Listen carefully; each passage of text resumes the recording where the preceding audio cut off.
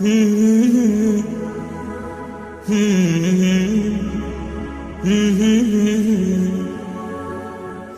la la, la la la la, la la la la, la la la.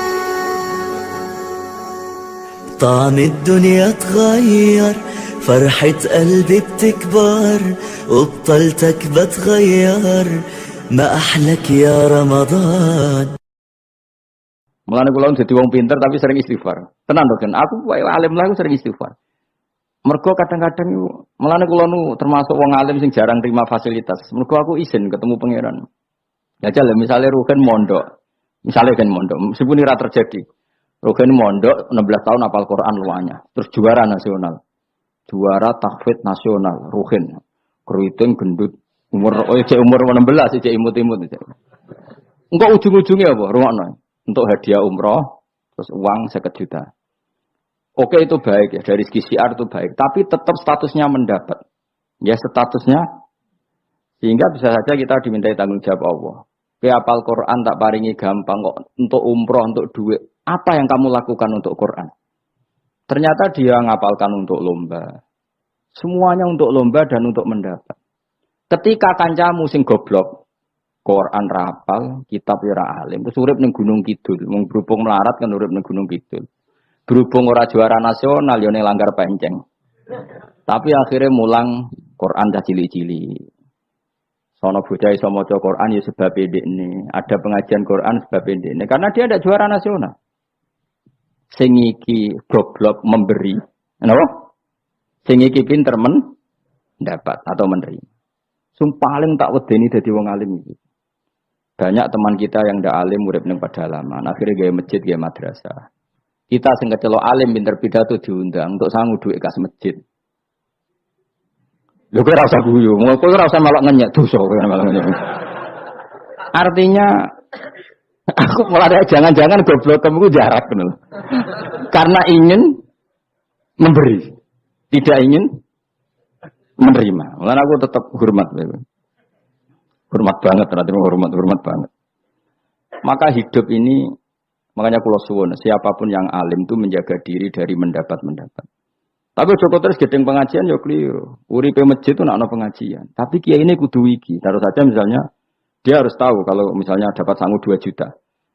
Harus langsung dizakati. Ora usah ngenteni setahun. Karena potensinya uang ini satu, kalau ilmunya dia manfaat, mungkin seimbang ilmu manfaat untuk 2 juta. Tapi kalau ilmunya enggak manfaat, dia harus zakati. Ya zakati apa saja. Lagi masjid juga 2 juta duit cemen. 3 masjid sing lebih apa enggak urip atau 3 pondok. Ya paling penting dizakati. Gue pribadi ya sak kadare, gue anak bojone sak kadare. Sehingga ulama dulu kalau zakat itu ada yang sampai 50%, ada yang sampai 2/3%. Makanya Saiban Ar-Ra'i ketika ditanya, zakat menurut kamu berapa? Saiban Ar-Ra'i, ya zakatnya wong khawas ta wong am? Wong khawas. Ya, pasti bisa 100%, bisa 50%, bisa 80%. Karena tadi dia takut hisab. Umpama aku kenal sampean ngene iki kok ora krana ngaji Jalalain, wedi hisab. Karena kalau kenal ndak di luar ngaji paling ya. Misalnya aku di daerah santri nggak di luar ngaji. Paling kon mijeti, kon gowo tase. Ya sudah seperti itu, reputasinya semuanya khazun nafsi. Tapi kalau kenal seperti ini kenangannya kan saya ngajar Jalalain. Kowe mulang belajar. Semuanya tentang Quran, semuanya tentang ilmu Allah Ta'ala. Sehingga sebaiknya kita ya kenal hanya gini-gini saja. Ora usah akrab teman-teman. Mari ruwet. Jadi ulama dulu itu sampai seperti masyhur itu Dawi Imam Syafi'i. Itu sampai tak figura. Wadittu annal khalqa ta'allamu hadzal ilma wa ma nusiba ilayya syai'un minhu. Sebagian riwayat harfun minhu. Saya suka kalau semua orang belajar ilmu saya. Maksudnya ilmunya beliau tentang fikih. Tapi tidak satu pun dari ilmu itu dinisbatkan ke saya. Jadi intinya Imam Syafi'i ingin orang itu belajar halal haram, belajar caranya khed gimana, bahas toko khed itu piye, nak tolak piye, iddah piye. Kemudian nggak perlu kenal saya kata Imam Syafi'i. Karena dia yang diinginkan adalah semebare ilmu Allah Subhanahu wa ta'ala. Orang terus dimenet umat sakmene nak nggih rombongan wali songo selisih piro. Lha iku mergawe jenenge napa? Tapi misalnya rano sing mergawe ya rano sing ziarah, jadi repot zaman akhir. Nah inti dari cerita Yasin itu begini, Allah menceritakan pada kekasihnya yaitu kanjeng Nabi Muhammad SAW bahwa di antara metode dakwah itu kirim utusan. Ya saya ulang lagi.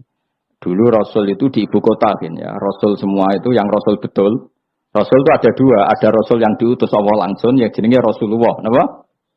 Ada Rasul delegasi kayak sini Mursalun yang di surat Yasin itu Rusulu Isa. Jadi tidak langsung dapat mandat dari Allah tapi dari Nabi Isa. Yang Isa ini namanya Rasulullah, siapa? Lah yang utusannya Isa jenis Al-Mursalun tapi Rusulu Isa. Jadi utusannya Nabi itu menunjukkan ini makanya kita sering kecolongan gara-gara itu. Sekarang tuh banyak kiai sentral yang nggak punya ustadz ya atau kiai binaan di kampung-kampung. Makanya sekarang banyak kecolongan, banyak orang alim di daerahnya tapi dia istilahnya sekarang di Menara Gading. Tahu-tahu di kampung-kampung pedalamannya diserang aliran sing aneh-aneh. Karena ini tidak punya utusan untuk meluruskan ahli sunnah apa? Harusnya enggak seperti itu. Jadi ada Rasul sentral, ada yang didelegasikan ke kampung-kampung tertinggal. Anggap aja niru Nabi Sinten Isa. Kayak Rasulullah juga gitu. Beliau di Madinah, tapi Sayyidina Ali Mu'ad disuruh ke Yaman. Kita tahu kan? Mu'ad, Abu Musa al-Asy'ari, Sayyidina Ali disuruh kemana? Yaman. Dan semuanya dapat tugas apa? Basyiru wala tunaffiru. Napa? Basyir apa? Yassiru wala tu'assiru. Basyiru wala tunaffiru. Cung nak dakwah gawe gampang aja gawe angel. Saiki dakwah kan tiga angel. Apa nerangno ilmu kok ana podium regane 3 juta. Sound system entek 3 juta. Lha nerangno ilmu ra jelas manfaate kok akeh biayane. Aku mulang jalalane 200.000 bontek ora acara bengi iki. Kok ilmu tiga gampang. Apa nerangno ilmu cek repote. Tapi ra nyindir biasa wae ora usah tersinggung. Apa nerangno ae.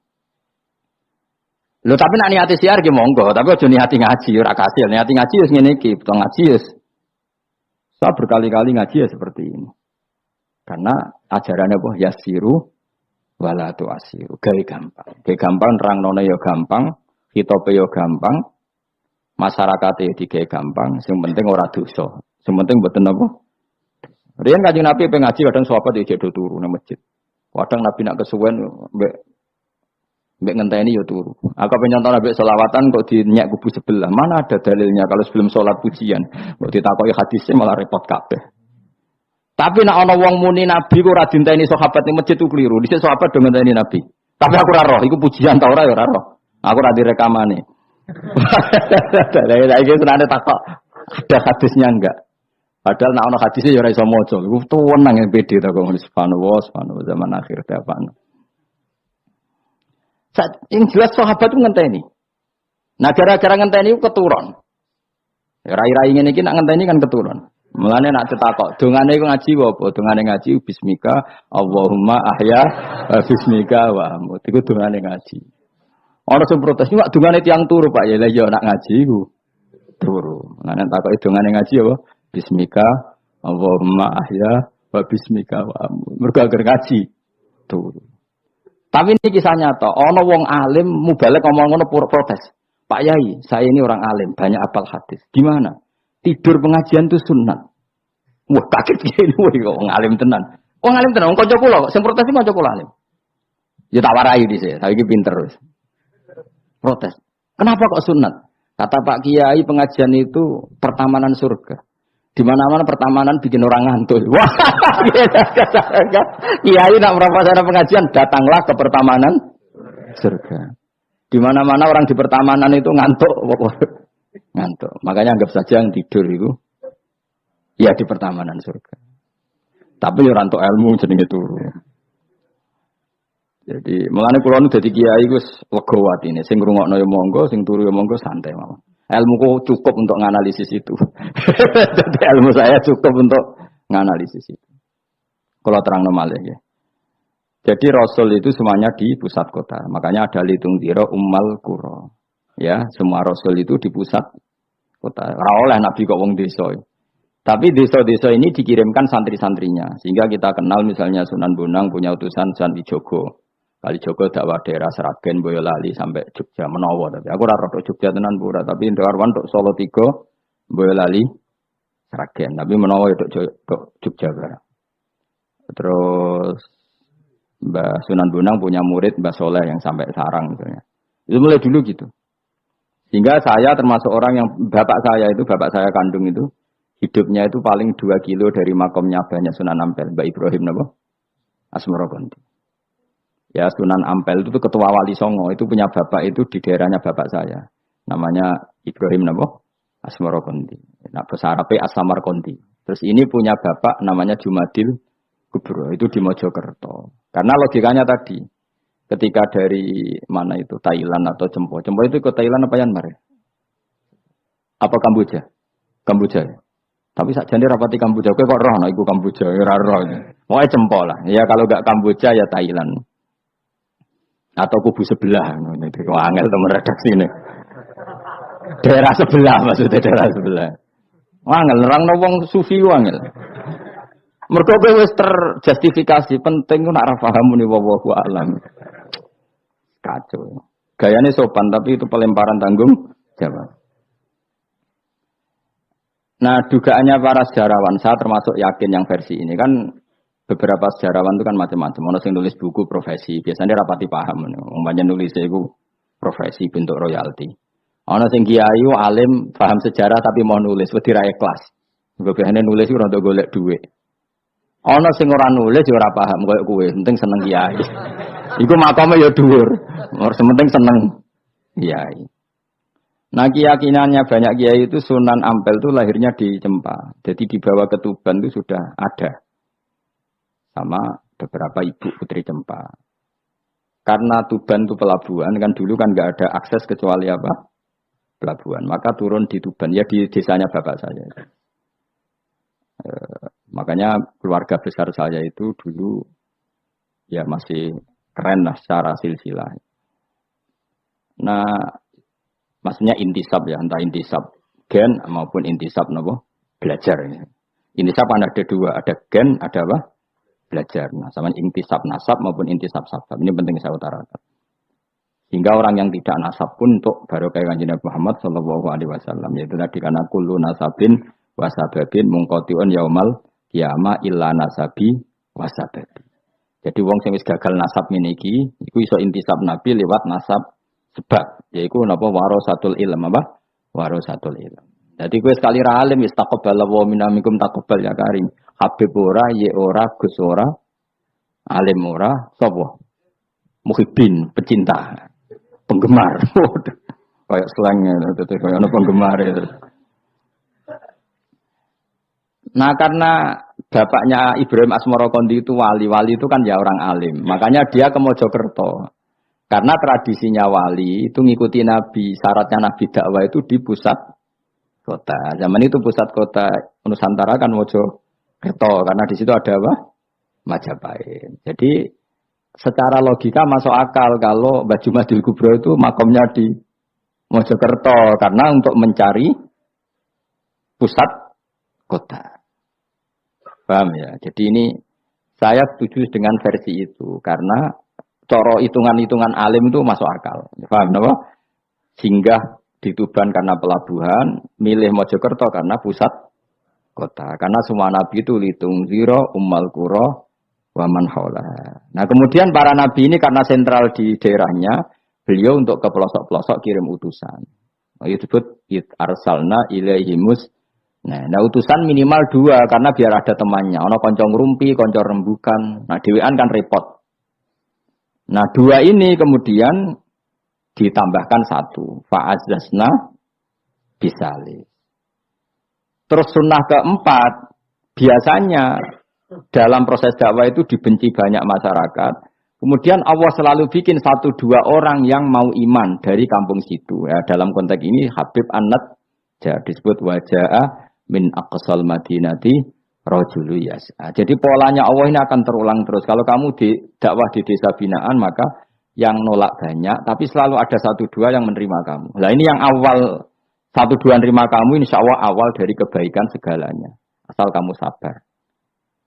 Dan itu harus dilatih. Dimulainya dari mana? Ya dakwah ilallah walillah.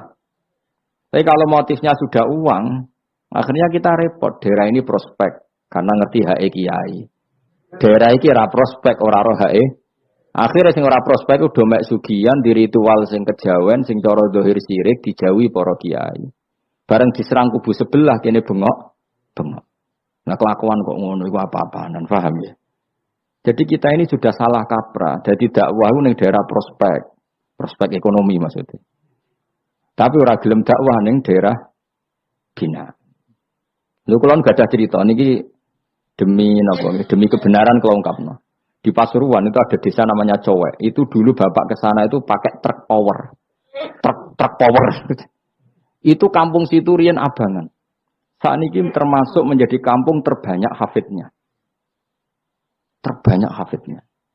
Itu sekarang saya teruskan sudah jadi kampung yang maju itu hafid terbanyak termasuk terbanyak itu di situ. Itu dulu bapak ke situ numpak truk power. Nah, truk power iso munggah. Sama singkat kecilnya dijak ke sana. Terus sekarang yang dulu dibina bapak saya sudah diputu. Sekarang saya teruskan. Saya masih dakwah di sana. Kadang ya dosoan ke saya. Keren. Mulane kula nganti saiki ya ora perlu tak ceritakan. Saya masih punya desa binaan di Kalimantan, di beberapa daerah itu santrinya ngaji di saya tak bina. Karena tadi ada yang di sentral, misalnya saya di Jogja gini namanya sentral. Kemudian ada yang dikirimkan ke desa-desa apa? Bina. Dan itu cukup delegasi. Karena kalau kiainya induk ikut nguyur ning kono, engkau terus kene kosong. Kadang tuh wayoan tok ora binaan. Ya ora apa-apa halal, tapi kadang iku binane ra kasil tapi wayohe kasil. Ya wong akeh ya macam-macam. Kowe ora usah protes. Engko nang protes ustaz juga manusia, jawabe mau ngono ustaz juga manusia. Intinya itu menjadi inspirasi Rasulullah kemudian bikin dakwah tadi. Makanya Rasulullah ketika sugeng rungono Nabi jelaskan pada akhirnya di mana? Madinah kan. Anggap saja Madinah itu ya Umayyah Qura. Tentu Umayyah Qura pertama itu Mekah. Terus kampung kedua Nabi itu di Madinah. Saya beri contoh ya. Attab bin Usaid diutus ada yang baca Asid, diutus di Mekah. Ali, Abu Musa al-Asy'ari, kemudian siapa tadi? Mu'ad. Itu diutus kemana? Yaman. Terus beberapa sahabat diutus ke Ethiopia, ke Habasyah. Itu malah banyak sekali, termasuk Sayyidina Utsman. Banyak, paling banyak itu yang delegasi kemana? Habasyah. Tapi ada yang cerita itu pasnya agak Ethiopia. Sekarang sudah jadi negara sendiri. Eritrea atau apa namanya. Tapi ya masih wilayah apa? Ethiopia. Sekarang ada kampung yang jan dulu sahabat di situ. Namanya, nah kalau nggak salah Eritrea. Tapi ya daerahnya mana? Ethiopia. Terus ada beberapa sahabat yang zaman itu sudah ke Syam, Syria, pokoknya Syam, bisa Syria, Libanon, Yordan, Palestina. Jadi dulu Nabi itu nggak berhenti ngirimkan delegasi. Dan rumah tenan ini. Dan delegasi ini Nabi kalau ditanya, lalu bima dan nakdi ya Rasulullah. Lalu ketika saya ada dekat jenengan, kalau ada orang tanya hukum itu saya pakai apa? Kata Nabi ya bi kitabillah, kamu panduannya ya kitabullah. Kalau ndak fa bi sunnati Rasulillah. Kalau ndak al-khikil asbah bil asbah wan nadzir bin nadzir. Ya mirip-miripkan lah, yang mirip ya mirip, yang mirip ya mirip. Sehingga Imam Suyuti itu punya kitab namanya Al-Asbah wan Nadzir. Jadi cari kemiripannya. Apa? Misalnya begini, rungokno tenan. Hukum itu kan mesti ada master. Ya kalau kamu menjadi pakar fikih itu hukum itu mesti ada master. Master ini kemudian menelurkan furu'. Nah furu' ini kalau dalam fikih disebut hadal hukmu mufarra'un ala kata. Hukum ini dicabangkan mengikuti indukan ini. Misalnya begini, rungokno awas ya. Tak latih ahli fikih. Ini kan sawal-sawal kan sudah mangan toh. Nah wingi Ramadan goblok kan alasannya ramangan. Senajan toh ya alasan aslinya ya asli, cuma akan di alasan apa? Sawal kan semangat. Rungokno ya. Misalnya hukum begini. Tak warai. Engkok ketara ke pinter ta ora? Mergo aku jek berharap ke pinter. Ana wong iku njimak bojone ning wulan Ramadan, rino. Napa? Rino. Hukumnya piye? Njimak bojo ning Ramadan hukumnya batal ora, Kan? Batal. Pinter senodok pinter separo lah.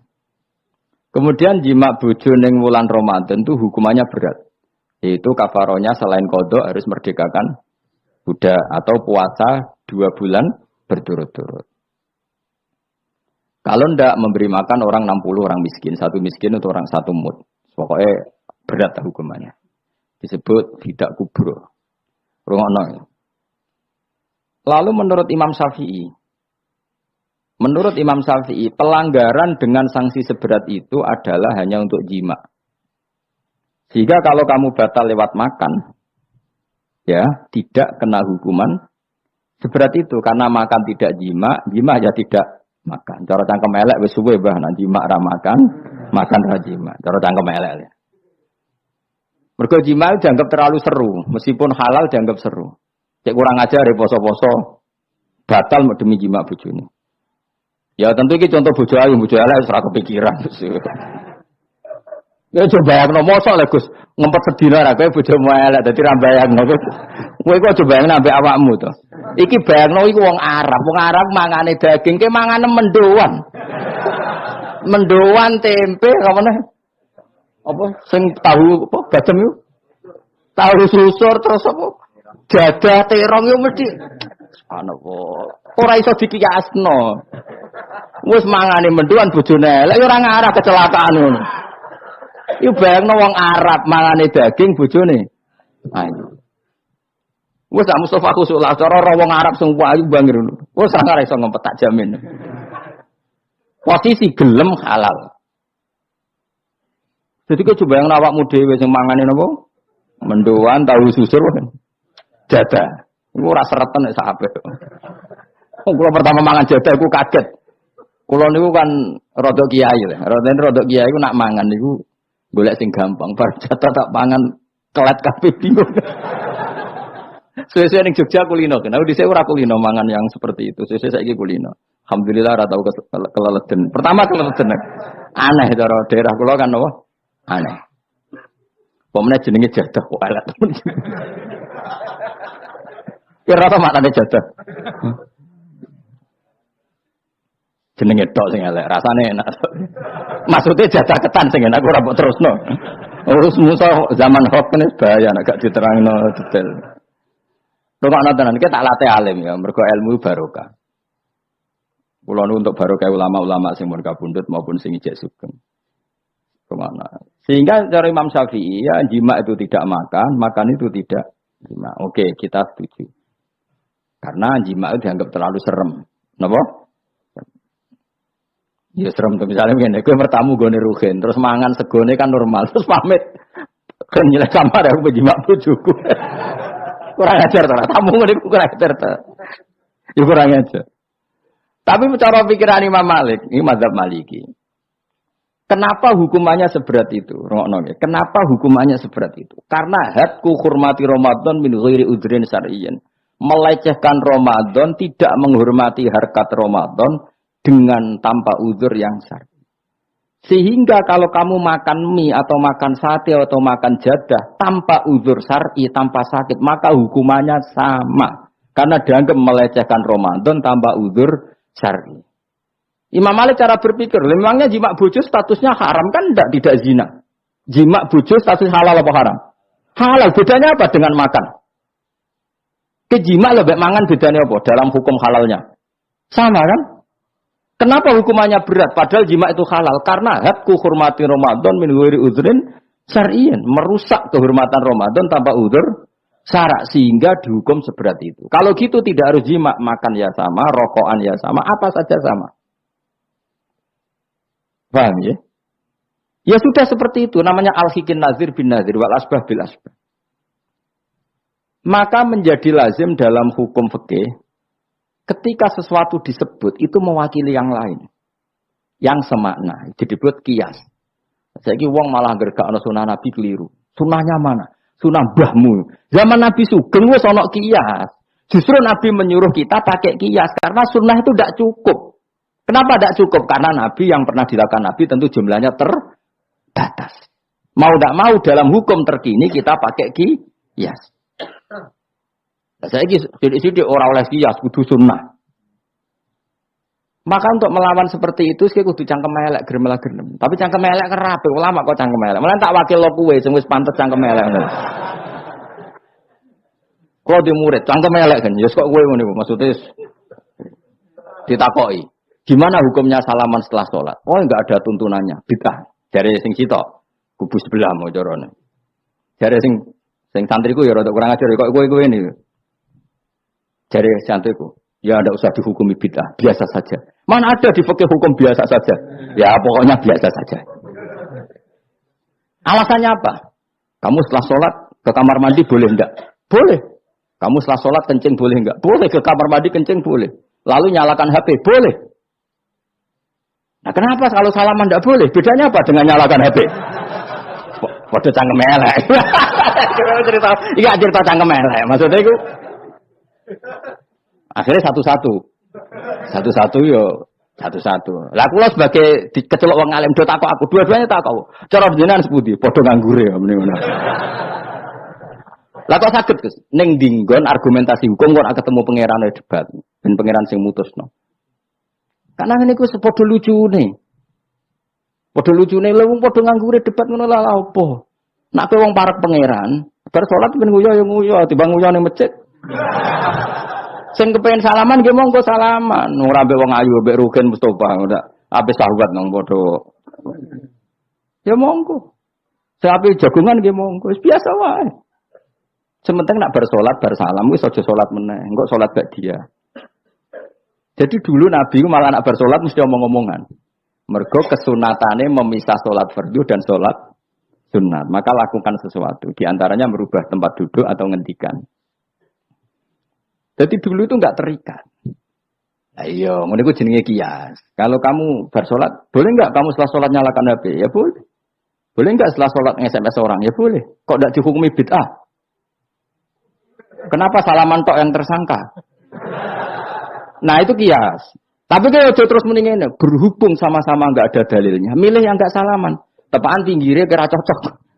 Ya, tapi ada ngono jujur. Yang ini enak cocok salaman, ora cocok ora usah. Malah angel meneh kan hukum ngono kan. Tapi susahnya apa sih kita tidak ngomong seperti itu? Sing salaman yo keben, wong ini alam demokrasi. Sing ra salaman yo keben ya biasa wae. Wong bar salat itu perintah pangeran eling pangeran. Ya sudah. Ana sing eling pangeran lewat salaman, ketemu wong mukmin. Ana sing carane eling pangeran nduwi lu terus ngaca tasbih. Ana sing nganggo tasbih bid'ah, nganggo drijine. Ya monggo sementing aja misoi wong. Susah ya apa sih? Waras sidik maksudnya ilmiah sidik. Nah sekarang saya tak bedai. Kayak saiki mazhab Maliki apa Hambali, apa Syafi'i. Mau udah bedean mau udah. Maka terus diputuskan kalau enggak ada sunnah Rasul maka al-hikin nazir bin nazir. Hukum sing mirip-mirip. Sekarang begini misalnya contohnya. Saya berkali-kali cerita. Ini anekdot tapi nyata. Ada seorang alumni penggaweane nabok ibu Juni. Nabok itu kan dengan tangan. Nabok dalam bahasa Jawa dengan tangan kan. Bareng dia ini dilapuri. Karena hen jogeman nabok ibu bojomu. Gang Romulan bojone Ruhin lapor aku. Gus sakniki mboten naboki, nyaduki. Bareng Ruhin tak coba. Hen kok sik nyaduki piye? Jare sing haram naboki Gus. Sakniki tak leh nyaduki. Terus aku mending ngene. Yo aja nyaduki. Gang Romulan bojone lapor. Sakniki ngidoni. Hanya karena terjebak tekstual, apa? Tekstual. Berhubung naboi tidak nyadui, kalau naboi haram nyadui mesti haram, itu terjebak apa? Tekstual. Coba kalau dia waras sedikit, makna haram naboi itu menyakiti. Saya ulang lagi, makna haram naboi itu maka nyadui juga sama, ngidoni juga sama, ngember nganti utang-utang tonggo yo sama, karena itu sakit loh perempuan utang-utang.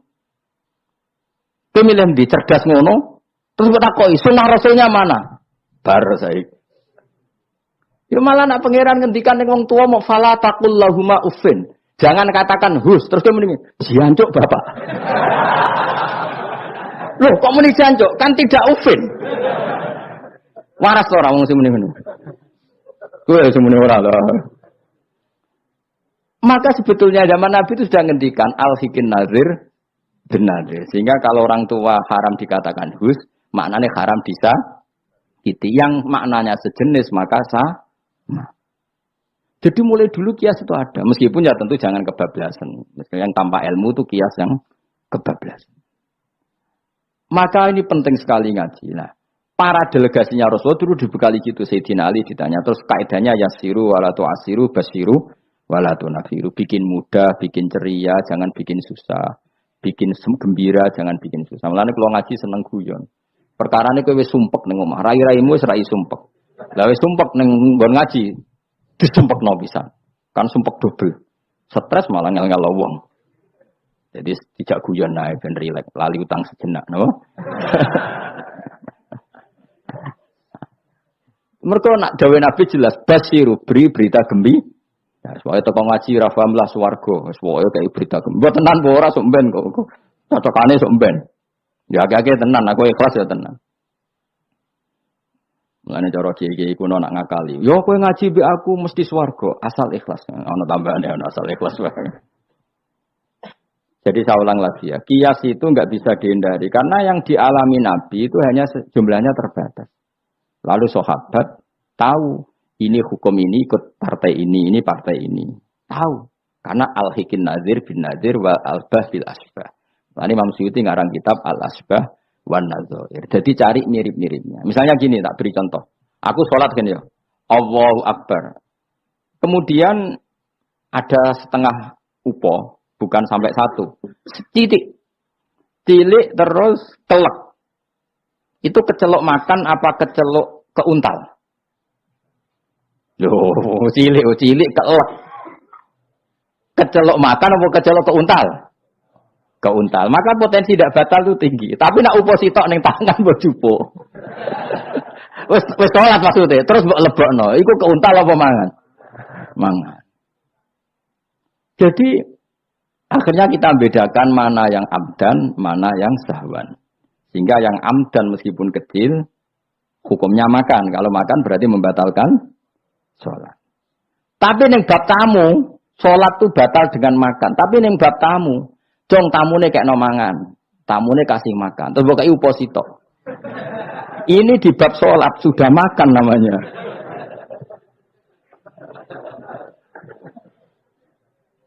Paham ya?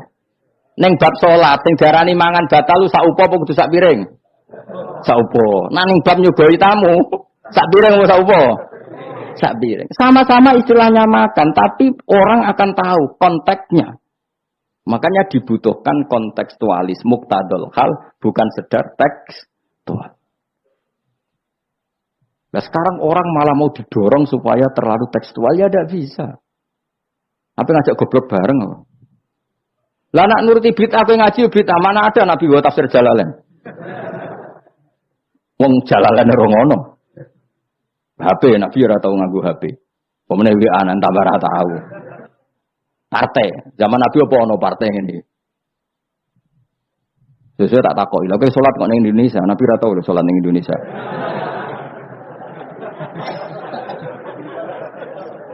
Malah panjang kan kalau diterus-teruskan. Maka kita hanya ngambil Nabi ku sholat itu sujud ning Allah Subhanahu. Maka yang penting itu sujud. Nabi ketika sujud itu baduke sak ngisore aliyah, sak ngisore bokong. Maka syarat saya sujud itu dari ulama-ulama bokonge kudu sak ndhuure bathuk. Oke. Tapi tentu itu contoh kondisi normal. Lah saiki misalnya ana wong sujud delalah nggone ndas iku tingkat. Tetep sah ta ora? Kayak sujud ning gone daerah-daerah sing kayak ning Arab lho, nek saya haji ku sujud ning bokong lho.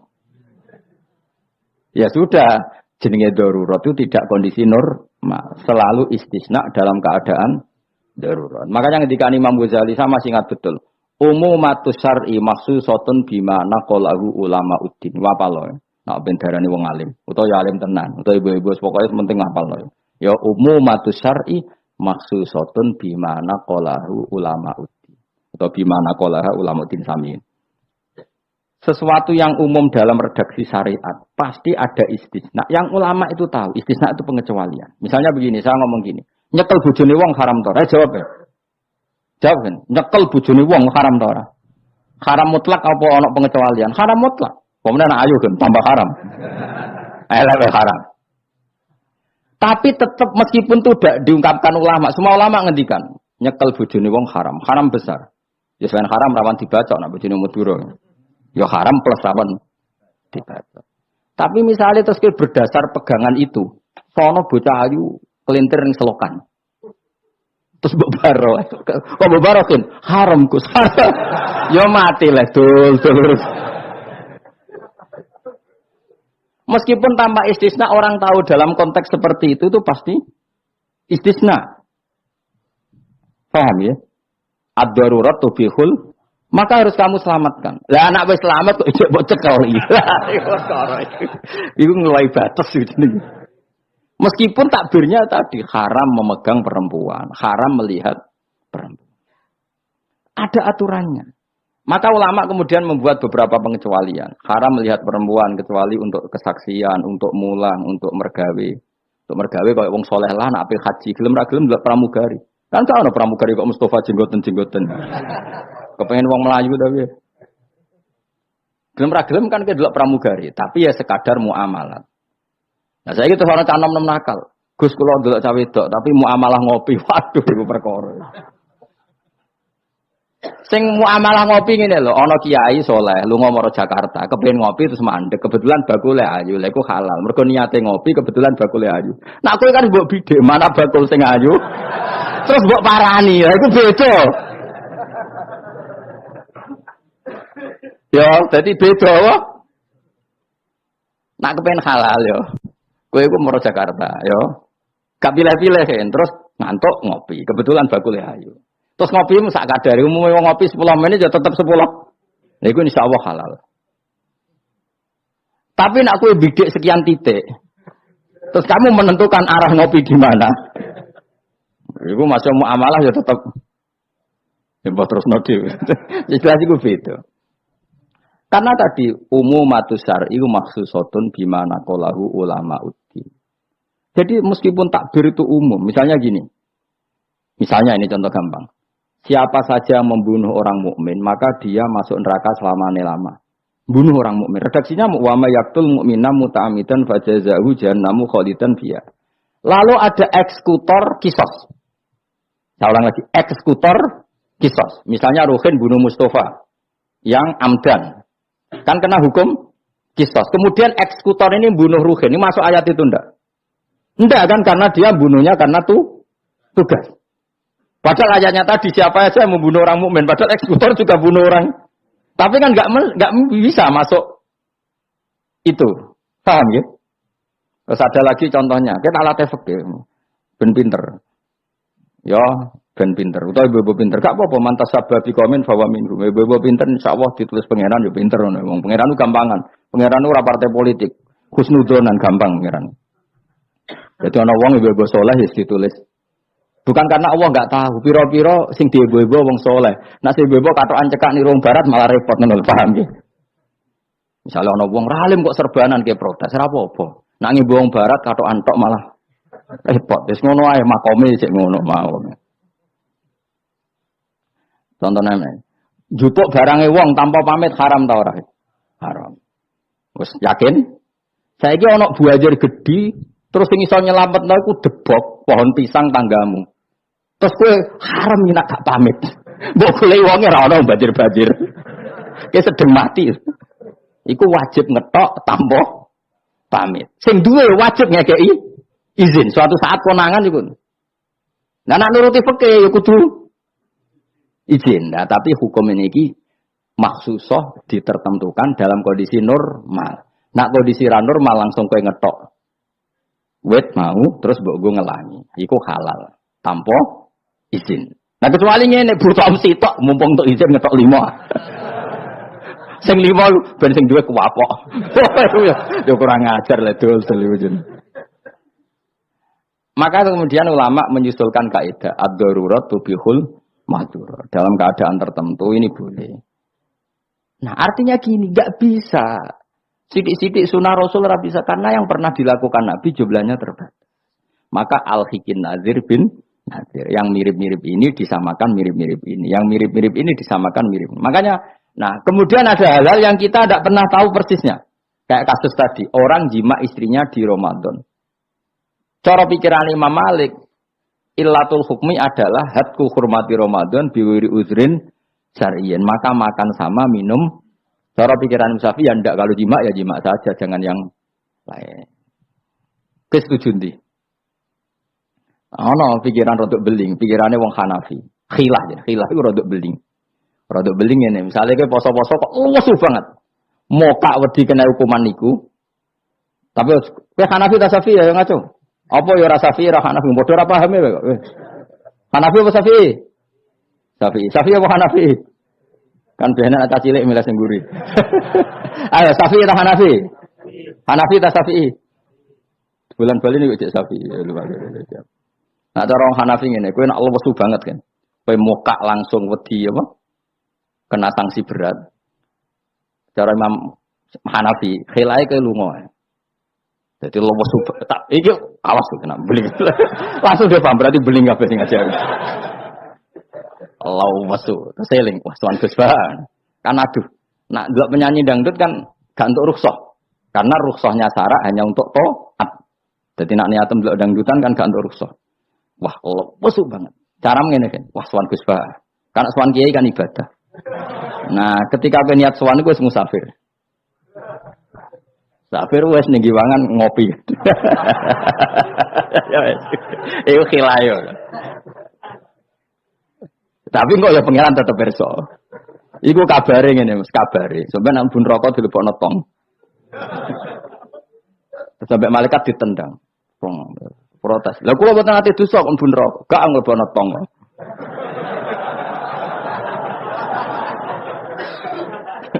Dadi kok adu khilaf-khilan mbek malaikat. Jadi nak sing ra khilaf ya tapi ya masuk akal dari Abu Hanifah wis ngene ae nak kepeksane kepeksa ke lesu. Kan sebetulnya syariat itu gampang, nak lesu banget sampai membahayakan fisik. Gak perlu ngolah kan kamu statusnya famangkana minkum maridon awala safar dengan vonis medis bahwa kalau kamu tidak makan pingsan misalnya cukup sudah boleh buka. Paham ya? Syariat itu luas. Makanya saya ulang-ulang lagi umumatus syar'i maksusotun bimana qalahu ulama uddin. Meskipun nas itu umum, ulama tahu catatan-catatannya, aturan. Jelas ya. Jadi saya mohon sekali, makanya anak kitab namanya Al-Asbah wan Nadzair. Jadi misalnya Nabi melakukan sesuatu, kita cari mirip-miripnya. Jadi misalnya Nabi kirim utusan ke Yaman, berarti Nabi di sentral dakwah, kemudian kirim delegasi ke kampung-kampung tertinggal. Nah kamu jangan harus Yaman. Misalnya di sini bisa Sragen, Boyolali, Jogja, Rembang, apa saja. Tidak harus nyaman, jadi ngambil sunnahnya bukan nyaman. Aku saiki kok misalnya orang Indonesia kirim utusan yang nyaman, yo kalah alim le dul. Ning kono Sayyid Umar Hafid ono alim-alim tapi mbok kirimi utusan. Jare niru Nabi dulu ya dakwahe kirim utusan yang nyaman. Mbahmu ngono ngarwan Yaman saiki malah gudange ulama. Sayyid Abdul Haddad wong Yaman, Sayyid Umar Hafid wong apa mbok dakwahi kiai pesolatan. Apa mbok ulang primbon. Lah nek nuruti sunah Rasul zaman iku tugase ning ndi? Sembrono. Mesti Yaman zaman iku maknane nyuwun sewu daerah tertinggal zaman Nabi. Lah saiki wis dari pusat Islam. Jadi saiki Yamane digenti koyok moro dakwah ning daerah tertinggal. Ora kok Yaman sing saiki. Lha iku jenenge Al-Hikin Nazir bin Nazir. Kanjeng Nabi dikandani pangeran, ngene lho mat kena dadi nabi, kowe ning Mekah atau ning Madinah, tapi ada delegasi di beberapa daerah niru peristiwa Nabi Isa. Iku jenenge wadrib lahum matalan ashabal qaryah. Paham ya? Paham wis wae yasinan mbek paham. Seneng aku di murid pinter-pinter seneng. Muni paham. Nyenengno guru iku ibadah. Tapi nek kira paham muni paham bodoni iku dosa. Dadi ganjarane sitok nyenengno guru, dosane sitok bodoni. Tapi tetep berarti ke ganjaran iku ditulis 10. Elek ditulis sitok, berarti berarti 9. Ya kan al-hasanatu bi asri amsalihah, berarti piro? 10. Bodoni ditulis sitok, berarti cek piro? 9, cek badi lah, cek badi. Niku hadis lho kang kira oleh bantah. Ya, pokoke agar manja bil hasanati falahu asyru amsalihah, wa manja bi sayyiati fala yujza illa misal. Iku Qur'ane ngoten, hadisnya jelas. Nah, apik ditulis pinten? 10. Iku wae 10 minimal, Kang. Nak tepaan malam api banget ila sabimi ati difin ila atafin kasiro dilipatkan 700 sampai ila atafin apa? Kasiro. Mun kula terusno. A'at takhidu ana ta ngalap sapa ingsun. Bil hamzataini tetep gambar loro min huma taqaddam. Maksude iso tasil iso tahqiq. Fi ang dartahum bahwa te atas itu istifham bi makna nafi kan maknane nafi. Min dunihi saking liyane Allah. Ghairihi tegese liyane Allah. Aku ngalap alihatan. Mosok aku iku mbok kongkon ngangkat alihatan ing pangeran. Asnaman tegese pira-pira pangeran. Sing iyurit ni lamun ngersakno ning ingsun sapa Ar-Rahmanu Allah sing Rahman bidurin kelawan bahaya la tuhni mongko ora nyemugeno aning sang ingsun apa syafaatum syafaate asnaf. Masa saya disuruh menyembah berhala yang kalau Allah murka sama saya berhala itu tidak bisa berbuat apa-apa karena memang tidak bisa apa-apa. Podo-podo nyembah ya zat yang bisa melakukan apa saja yaitu namung Allah Subhanahu wa taala. Allati kan za'amtumuha kang nyangka sira kabeh ing aliyah mbok sangka sian ing manfaat. Padahal gak ono manfaate sama sekali berhala-berhala iku wala ing gitu lan ora iso nyelametno sapa para berhala ning ingsun. Uti wala ing gitu sifatu aliyah disifati lafat aliyah. Ini saat temen ingsun idzan nalikane nyembah berhala. In abad tu tegese lamun nyembah ingsun kira wa ing liyane Allah. Iku lafi dolalin iku ing dalam kesesatan mubinin kang jelas bayinin jelas. Kalau saya menyembah selain Allah pasti sesat. Karuan nyembah liyane Allah mesti sesat. Ini saat temen ingsun iki dawuh Habib An-Najjar. Ini saat temen ingsun amantu iman sapa ingsun biro bikum kelan pangeran sira kabeh. Fasma'u mongko ngrungokno sira kabeh ning ingsun. Ini bukti ya bahwa kebenaran itu harus dimaklumatkan ya. Jadi kebenaran itu harus apa dimaklumatkan karena ketika Habib An-Najjar sudah benar, saya iman kepada Allah. Allah adalah yang Tuhan hakiki. Fasma'un dengarkan ini. Karena semua kebenaran harus disampaikan. Jadi enggak boleh kebenaran dirasakan diri sendiri. Makanya kalau iso maca Jalalain ya tak sampaikan lewat ngaji seperti ini karena menyimpan ilmu itu dosa. Sampean tinggal menerima gak paham buang kune bareng ngrungokno ora paham. Paham ya? Alhamdulillah. Mengikuti amatur pangeran Gusti pun do paham alhamdulillah. Ini satu meneh ingsun aman tu iman ingsun bi rabbikum lan pangeran sira kabeh fasma'u mongko ngrungokno sira kabeh ingsun. Ya seperti ini. Ayat ini kan tentang orang Antokiyah, tapi kita bisa meniru bahwa kebenaran harus disampaikan meskipun di depan orang yang kadang belum menerima. Ini kaum ini kan belum menerima. Iya betul. Toh tetap disampaikan. Oh kalau gitu kebenaran harus disampaikan meskipun pada kelompok yang kadang tidak menerima. Enggak apa-apa. Keputusan apapun pasti ada kelompok yang tidak menerima. Iku wis kunane ku mulane biasa wae ora usah serius untuknya. Mesti ada yang menerima, ada yang tidak terima. Ya biasa wae. Ana sing darani kowe bodoh, sing darani pinter, sing anggap pinter anggap ae bener, sing darani bodoh kok. Ngono gampang kan. Utawa kowe nak tawaduk sing darani goblok iku bener, sing darani kok pinter. Oke milih ndi? Wis das wong nganggur, mikir ngono iku wong nganggur. Mestinya wong iku pikirane namung setunggal diridani Allah napa mbah. Mulane latih, urip nang donya mung sitok, kang golek ridane Allah sepurane iku wae sing mbok pikir. Lah opo kowe mikir liya-liyane? Ruwet. Pikir niku mawon. Misale kula ngaji tak pikir entuk ridane Allah Ta'ala, ora usah mikir santri rohae guru. Itu rohae cek ora entuk ridane Allah selesai, napa? Kok repot ning donya, repot. Sing di donya pangeran kok mikir ridane manusa, pusing. Mikir ya ridane napa? Pangeran warido ka matlubi napa? Warido ka matlubi. Soale mulane dongane ulama-ulama di selakal hamdu idza radita walakal hamdu ba'dar ridha walakal hamdu hatta tarda.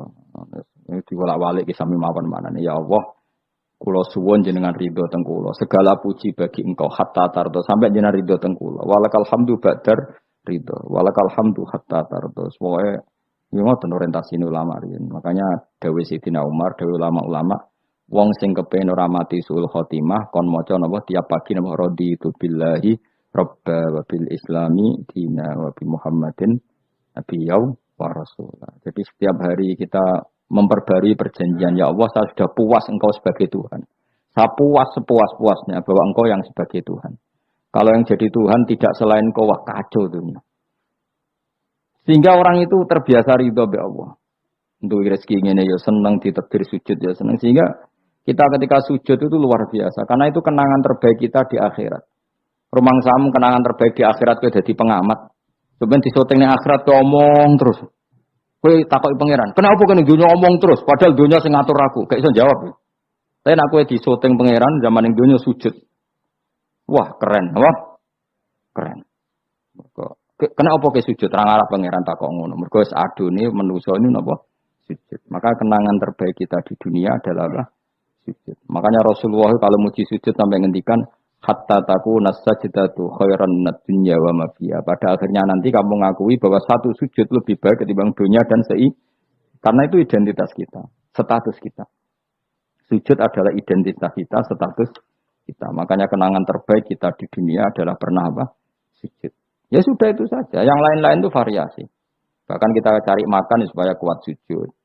golek kanca ngaji semakin yang sujud sama Allah banyak. Mulane sujud ma'as sajidin. Kita cari komunitas yang sama-sama sujud.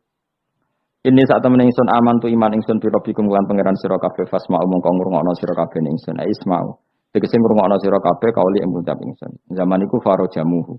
Mongko padha ngantemi watu sapa ngakehu ing Habib An-Najjar famata mongko kapundhut sapa Habib An-Najjar.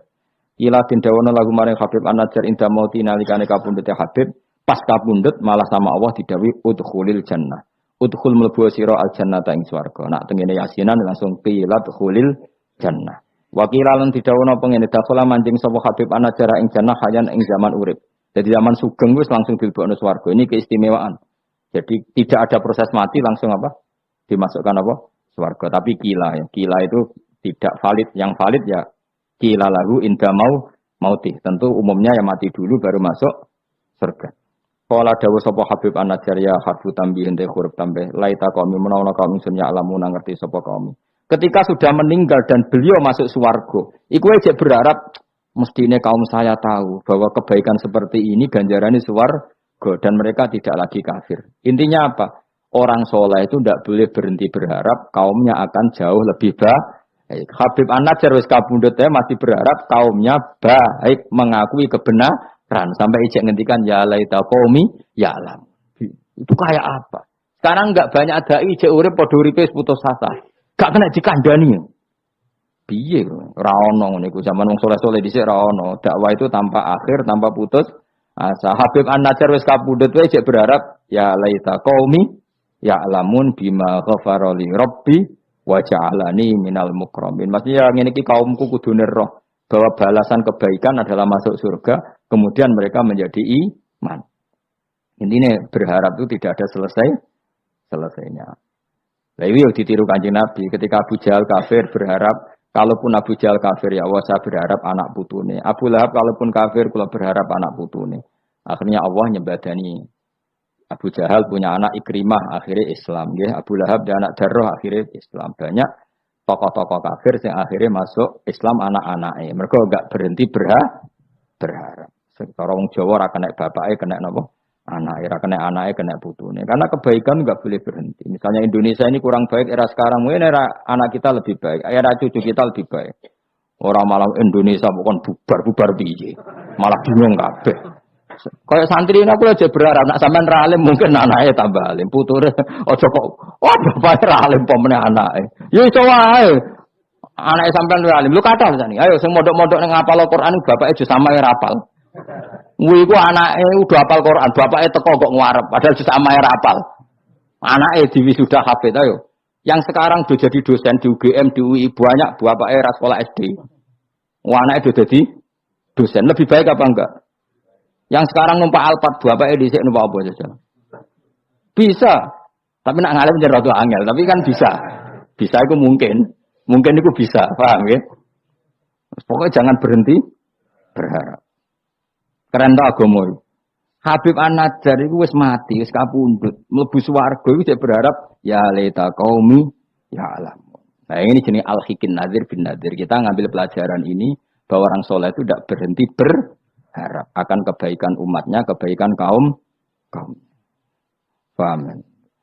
Oh paham, sudah pinter, sudah pinter. Ya leta kaum ya kamu nak ngerti sapa kaum. Seneng diurit pinter seneng. Sesuai kaya TK, paham. Ya justru apik to kok TK, kan ra didoso. Bima klan perkara kafaro kang nyepura lima ingsun sapa Rabbi pangeran ingsun, kaumku ngerti biwufronihi klan penyepuranane Allah. Wajah alalan gawe sapa wong ingsun minal mukramin sange wong sing dihormati. Maksudnya wong mlebu swarga pasti berstatus orang yang sangat terhormat.